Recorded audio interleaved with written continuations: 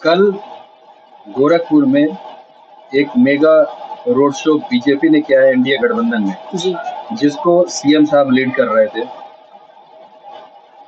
और आज इंडिया गठबंधन ने एक रोड शो किया है जिसको काजल निषाद जी लीड कर रही थी। जी इन दोनों रोड शो को आप किस तरह से देखती हैं? पहले तो आप सभी को सादर प्रणाम, बहुत बहुत धन्यवाद कि आपने मुझे अपनी विचारधारा और सिद्धांतों को रखने का अवसर दिया।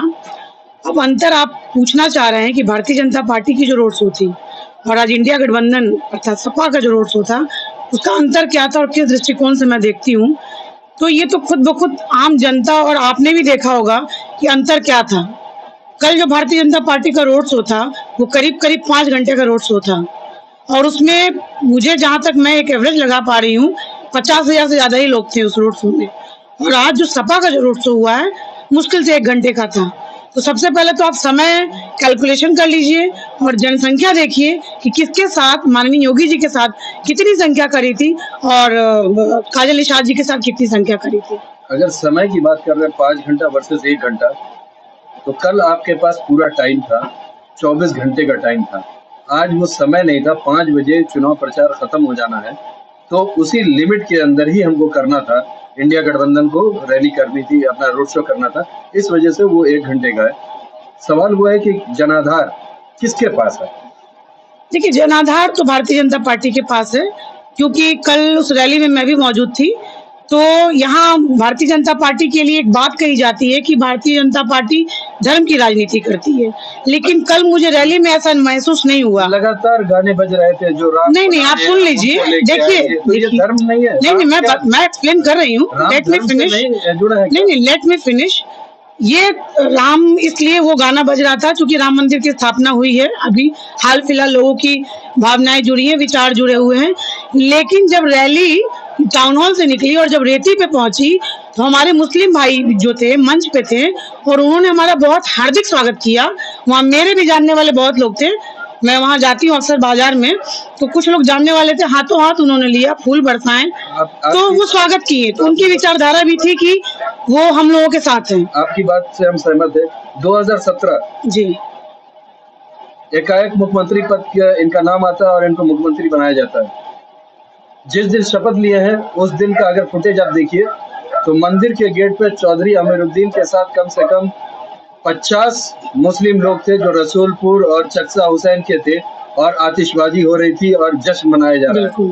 तो ये तो बात ही नहीं है कि हिंदू मुस्लिम की बात ही नहीं है। आपने बोला कि बीजेपी को कहा जाता है धर्म की राजनीति, हम उससे ये सवाल पूछ रहे हैं कि अगर धर्म से जुड़ा हुआ अगर आपके ऊपर एलिगेशन लग रहा है तो लगातार तो शुरू से आखिर तक ये बज ही रहा था कि जो राम को लेके आए हैं हम उनको लेकर के आएंगे।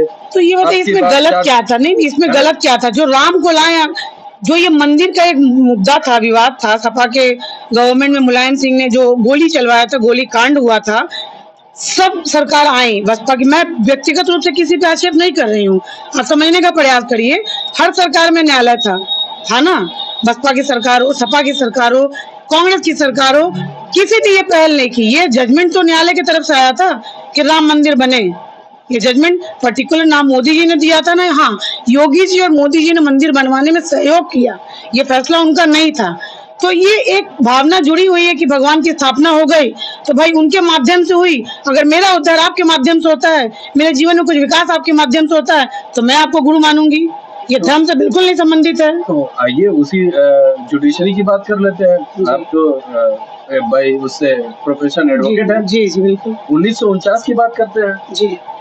कोर्ट ने कहा ताला खोलने के लिए और कांग्रेस की सरकार थी, उसने ताला खुलवा दिया। जी। तो क्यों ने क्रेडिट कांग्रेस को? इनिशिएट तो उसने किया। नहीं तो 92 में फिर क्या हुआ? 92 में भी तो विवाद हुआ था। देखिए बहुत बड़ा मुद्दा। देखिए राम मंदिर 92 का जो विवाद मैं उस पे मैं उस विवाद में उसका कोर्ट से कोई लेना देना मैं उस विवाद में नहीं पढ़ना चाहती। 92 में जो हुआ या फिर 2024 में जो स्थापना हुई 22 जनवरी को, जो स्थापना होनी थी हो गई, राम जी स्थापित हो गए, धर्म की जो आस्था थी वो जुड़ गई। अब चुनाव का मुद्दा है। कल का जो रोड शो था जी, कांग्रेस के एक वरिष्ठ नेता ने ये आरोप लगाया है कि वो रोड शो फ्लॉप शो था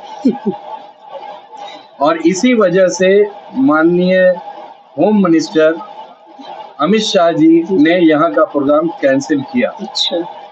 आपका क्या कहना है? नहीं, बिल्कुल ये गलत बात है, गलत आरोप है। गृह मंत्री जो अमित शाह हैं, वो कई जनसभाओं में जुड़े हुए थे, जैसे महाराजगंज आए थे, कुशीनगर थे, देवरिया थे। तो गोरखपुर चूंकि सीएम सिटी है, गोरखपुर में योगी जी लगभग पूजनीय हैं, तो उन्हें लगा कि गोरखपुर में मैं नहीं भी जाऊंगा तब भी योगी जी के माध्यम से जनाधार हमें मिलेगा। बाकी जिलों में उन्होंने वो मोर्चा संभाला, इसलिए अमित शाह जी गोरखपुर में उपस्थित नहीं हो पाए। तो योगी जी का तो इतना इन्फ्लुएंस है कि कोई भी खड़ा हो जाएगा मंदिर से, वो तो जीत ही जाता है। देखिए, ये तो सीट मंदिर की सीट है और योगी जी का आशीर्वाद, मंदिर का आशीर्वाद किसी भी कैंडिडेट को मिले अगर, तो वो जीतेगा। लेकिन मैं ये बिल्कुल नहीं कहूंगी कि रवि किशन का अपना व्यक्तित्व नहीं है। उन्होंने भी मेहनत किया है, पिछले 5 सालों में अपने आप को सफल एक सांसद के रूप में स्थापित किया है, लोगों से जुड़े हैं, लोगों के परिस्थितियों, जो गलत परिस्थिति थी या फिर दुख सुख में गए हैं, कोरोना काल में वो खड़े हुए हैं, तो उनका अपना व्यक्तित्व है। इसलिए योगी जी अपने व्यक्तित्व के साथ जो रवि किशन के साथ जुड़े हैं, तो उनका आशीर्वाद है, इनका मेहनत दोनों सफल होगा। आज अधिवक्ताओं से हमारी बात हो रही थी जी, उन्होंने कहा कि कल रवि किशन जी कचहरी में आए, एक गेट से आए और 5 मिनट के अंदर दूसरे गेट से चले गए। 5000 अधिवक्ता वहां पर इंतजार कर रहे थे, लेकिन वो नहीं मिले। और साथ में उन्होंने ये भी कहा कि 5 साल के अंदर या तो मेरे में कमी हो या सांसद जी में कमी हो, हमारी उनकी मुलाकात नहीं हो सकी। तो अगर एक अधिवक्ता इस तरह से बोल रहा है तो शायद और भी लोगों की ये बात नहीं, अधिवक्ताओं की बात करें तो कल रैली में एक अधिवक्ता मंडल जो है यहीं पे रेती से पहले वाले चौराहे पे हम लोगों के स्वागत के लिए था। रहा बात कचहरी में या कलेक्ट्री में जो रवि किशन प्रचार के लिए गए थे, तो देखिए सांसद एक अकेला व्यक्ति है, हम सब एक रवि किशन बन के हर गली में हर घर तक पहुंचे प्रचार करने के लिए। सांसद की जहां तक पहुंच थी वहां तक वो जा रहे हैं, लोगों से संपर्क कर रहे हैं, मिल रहे थे। और कचहरी में, कलेक्ट्री में या किसी सोसाइटी में एक लिमिटेड समय तक जा सकते हैं। व्यक्ति अकेला होता है, 24 घंटे का समय है जिसमें 10 बजे तक ही आप प्रचार कर सकते हैं। तो लिमिटेड समय में जहां तक वो मिल सके वो मिले हैं। रवि किशन जी ने एक इंटरव्यू में कहा कि मुझको तो बहुत भय लग रहा है, डर लग रहा है, ऐसा लग रहा है कि चुनाव के बाद मैं साधु बन जाऊंगा। तो अगर साधु ही बनना तो फिर चुनाव। देखिए, जब लोग प्रभावित लोगों के बीच रहता है तो व्यक्तित्व वैसा हो जाता है। वो माननीय मोदी जी के और योगी जी के संरक्षण में है। मोदी जी साधु है? नहीं, मोदी जी संत हैं। साधु और संत में अंतर होता है। साधु नहीं, सुनिए मेरी बात तो सुनिए, मैं बता रही हूँ। क्या आगे चल के आपका इंटरव्यू लेने हिमालय आना पड़ेगा क्या? आज मोदी जी देखिए साधना करने जा रहे कन्याकुमारी, इसका मतलब वो थोड़ी है कि राजनीति से उन्होंने संन्यास ले लिया है। एक योग साधना होती है। उन्होंने, रवि किशन जी ने ये बात बोली है। साधु से तात्पर्य ये नहीं कि वो संन्यास ले लेंगे, साधु से तात्पर्य ये है कि उनकी विचारधारा एक संत और साधु जैसी हो सकती है। नहीं, उन्होंने ये बात बोला है कि मैं तो बहुत परेशान, ये उनकी अपना व्यक्तिगत विचारधारा हो सकती है, मैं इस पर कोई टिप्पणी नहीं करना चाहती हूँ। लेकिन जहाँ तक मैं समझ रही हूँ, प्रधानमंत्री से इन्फ्लुएंस नहीं है, क्योंकि जब भी चुनाव होता है प्रधानमंत्री जो है 48 घंटे के लिए कभी केदारनाथ, कभी अभी वहाँ गए हुए हैं, कन्याकुमारी गए हुए हैं, इसके पहले भी गए हुए थे। जी। तो वहाँ से इन्फ्लुएंस होकर के, नहीं, इन्फ्लुएंस देखिए होता है, मैं भी इन्फ्लुएंस हुई हूँ माननीय प्रधानमंत्री जी से, लेकिन मेरा अपना एक दायरा है। मैं जाके पहाड़ों पे साधना नहीं कर सकती। साधना में अगर उनके विचारों से प्रभावित होंगी, हो सकता है मैं घर पे कुछ दिनों के लिए योग साधना में लीन हो जाऊं। लेकिन कोई जो परिवार से संबंधित होता है, जिम्मेदारियों से घिरा होता है, तो वो पूरी तरह से जो है संन्यास या संत के मुताबिक जो है साधना में नहीं लीन हो सकता। मैं मोदी जी की विचारधारा से सहमत हूँ और वो साधना पे गए हैं, तो मैं मुझे बहुत खुशी हुई एक भारतीय होने के नाते कि हमारे प्रधानमंत्री एक ऐसे प्रधानमंत्री हैं जो भारतीय संस्कृति को बचाए हुए हैं। रवि किशन जी के तो बहुत दिनों से, हम तो एक लंबे समय से ही उनके उसमें चरित्र में घुसा हुआ है, हर हर महादेव, तो वो तो आधे संत है ही। तो फिर ये क्यों बात आ रही है कि हम साधु हो जाएंगे? अब आप देखिए, मैंने आपसे पहले ही कहा कि ये उनका व्यक्तिगत विचार हो सकता है। अब उन्होंने किस परिप्रेक्ष्य में कहा कि मैं साधु बन जाऊंगा, मैं इस पे ज्यादा टिप्पणी नहीं करूंगी। लेकिन मैं जहां तक समझती हूँ, साधु होने से तात्पर्य ये है कि जो साधुओं की विचारधारा होती है, मोह माया से मतलब थोड़ा सा दूर हो जाना, वो हो सकता है। इंडिया गठबंधन की जो रैली थी, वो सफल रैली आप मानती हैं उसको? देखिए, उनके नजर में हो सकता है वो सफल हो, लेकिन मुझे नहीं लगता है कि वो सफल रैली थी, क्योंकि संख्या बहुत कम थी, लोग बहुत कम जुड़े थे, जनाधार बहुत कम था। तो मुझे नहीं लगता है कि सफल रैली थी। वोटरों से क्या अपील करेंगे? जी बिल्कुल, ये आखिरी चरण है। गोरखपुर सीट वीवीआईपी सीट, प्रधानमंत्री की सीट के बाद सीएम सिटी, बिल्कुल सीएम की साख दांव पर।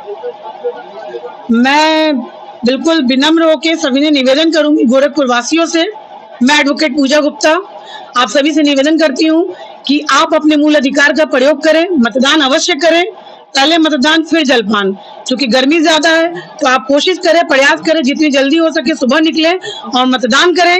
एक राष्ट्र के निर्माण में, राष्ट्र को विश्व गुरु बनाने में, राष्ट्र को सही आकार देने में हम नागरिकों का बहुत बड़ा योगदान होता है। तो अपने मतदान का प्रयोग करें और मतदान अवश्य करें। जय हिंद, जय भारत, धन्यवाद।